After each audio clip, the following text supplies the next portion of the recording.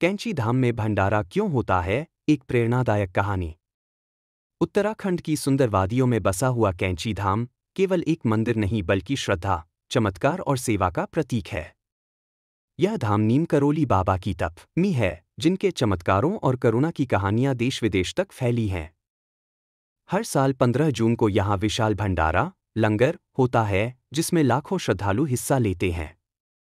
पर क्या आप जानते हैं कि इस भंडारे की शुरुआत क्यों हुई और इसका क्या महत्व है?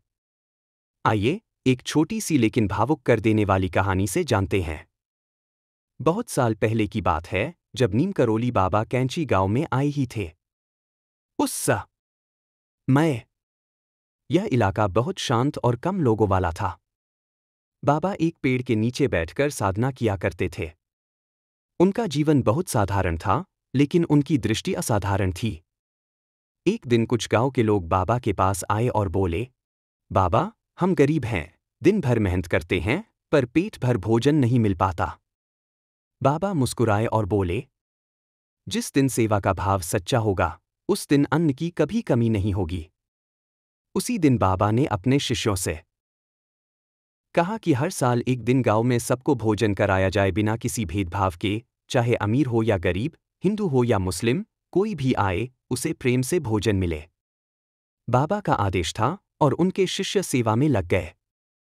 पहले साल केवल कुछ 100 लोग आए, लेकिन उस दिन ऐसा चमत्कार हुआ कि जो अन्न लाया गया था वह सबको मिल गया, बल्कि बच भी गया। धीरे धीरे यह बात फैलती गई और हर साल श्रद्धालुओं की संख्या बढ़ती गई। भंडारे का महत्व। कैंची धाम में भंडारा केवल भोजन नहीं है, यह प्रेम, सेवा और समर्पण की अभिव्यक्ति है। यहाँ कोई किसी से नहीं पूछता कि तुम कौन हो, कहाँ से आए हो। हर कोई एक ही पंक्ति में बैठकर भोजन करता है। बाबा कहते थे, यह सेवा ही सच्चा धर्म है। भूखे को भोजन देना सबसे बड़ा तप है। आज भी 15 जून को बाबा का स्थापना दिवस मनाते हुए लाखों लोग कैंची धाम आते हैं। सैकड़ों क्विंटल अन्न पकता है, हजारों सेवादार दिन रात मेहनत करते हैं, लेकिन कभी कोई कमी नहीं होती। यह बाबा का आशीर्वाद है। निष्कर्ष।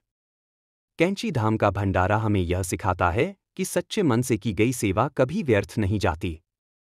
नीम करोली बाबा की यह परंपरा हमें जोड़ती है। अगर वीडियो अच्छा लगा हो तो लाइक करके जरूर जाना। बाबा पर भरोसा है तो सब्सक्राइब करना। बोलो सीताराम, जय नीम करोली महाराज जी की।